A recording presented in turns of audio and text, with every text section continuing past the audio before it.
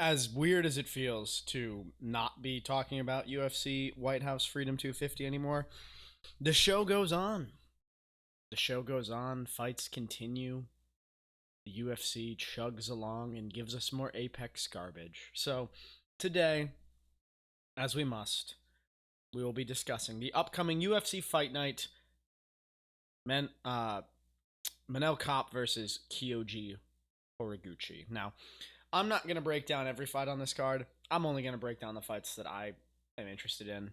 Say what you will, but let's talk about this main event, man. This is definitely a compelling fight between Manel and Kyoji. Really interesting matchup in the flyweight division. Number one contenders fight, potentially. Almost certainly, actually. Once Pantoja and Van figure out their beef. Both these guys long-term contenders. Kyoji Horiguchi left the UFC for a very long time, came back, has looked spectacular. Manel Kape has been looking spectacular. They fought before. It's a rematch.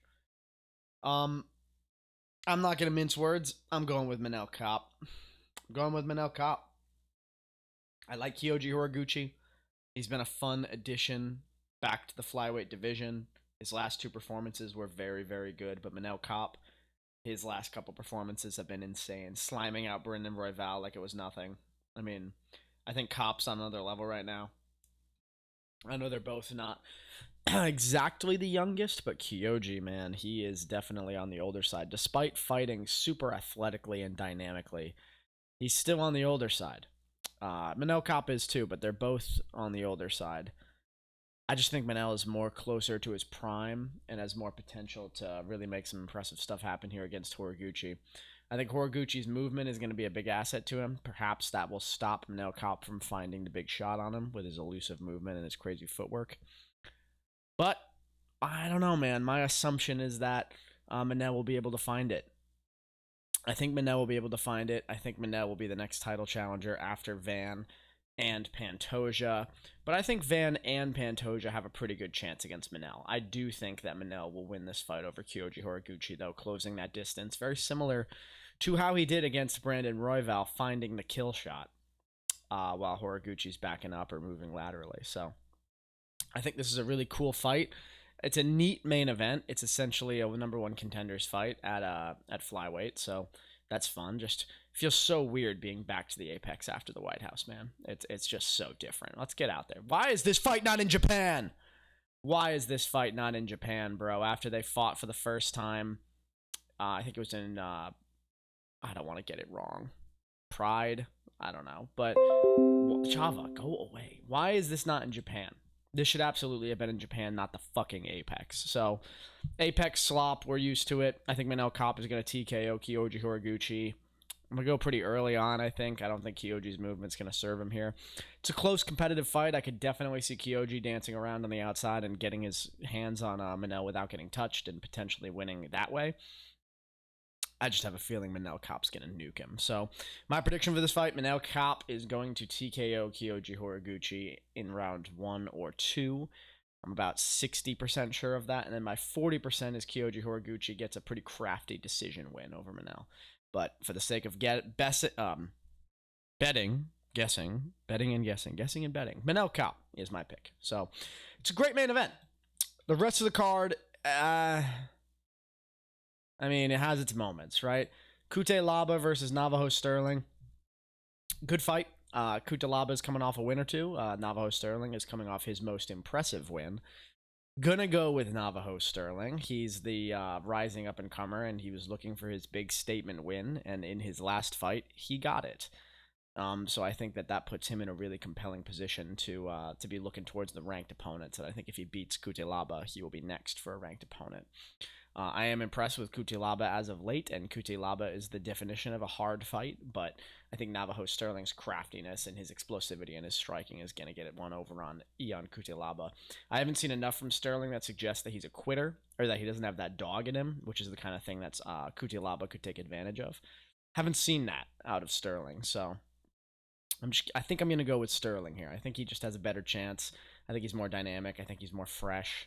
Cutelaba is good, but I mean, look at that record, 20-11. I mean, he's a tough out, right? I think Ion Cutelaba beats guys that are not ranking worthy at light heavyweight. I think Navajo Sterling might just be ranking worthy at light heavyweight. The fact that this is a co-main event for a fight night is insane to me.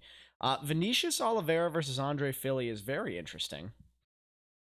I'm gonna go with Vinicius Oliveira. I think he's a killer. I know he lost his last fight to Mario Batista, but it's Mario Batista. He's pretty good. And Andre Fili is kind of just a journeyman in the division, right? I mean, this is the kind of fight that I think Vinicius Oliveira will win pretty violently. I believe Andre Fili's coming in on short notice. I honestly don't know, but I think he's coming in on short notice. But regardless, I think this is a tailor-made matchup for Vinicius Oliveira to get back on track with his dynamic and explosive striking and putting that mustard on Andre Fili till he gets him out of there. Props for Fili for stepping up on short notice like this, as I believe that he is. And props on Fili for taking a tough matchup, which he loves doing. He loves taking these tough matchups that just don't go his way. And I think this is going to be a continuation of that trend. So Vinicius Oliveira is my guy here over Fili. I think he's going to TKO him as well early on in the fight. Now, if Hyder Emil was still undefeated, Christian Rodriguez would beat him. We know this. But now that Hyder Emil has tasted defeat, I don't know. This is a really interesting one, man. Both these guys, prospects in their own right. Christian Rodriguez, more of a prospect killer. But Hyder Emil is not exactly a prospect anymore because he's lost a few. This is an interesting one, man. My gut, honestly, gut call, I'm going with Christian Rodriguez. Christian Rodriguez is a killer, man. He's real good, even though he loses to Andre Fili and he beats, you know, these undefeated up-and-comers. I think Hyder Emil is just a little too crazy, a little too reckless, and a little bit too old. Christian Rodriguez isn't exactly young, but Hyder Emil, he's on the older side, man. And I just don't know if he can keep up with Christian Rodriguez. And I imagine Christian Rodriguez will be coming into this ready to throw some absolute heat. I could really see this match going either way. Both these guys are fun and dynamic, but I think Christian Rodriguez might just have a little bit of a skill differential over Hyder Emil. Hyder's fun, but he's got some gaps, man. He's absolutely got some gaps that I think a guy like C-Rod can handle. So I'm going C-Rod. If Hyder Emil was undefeated, I'd be way more likely to commit to C-Rod, but I'm still going C-Rod. So going Christian Rodriguez, I'm going to say he crafts up a decision.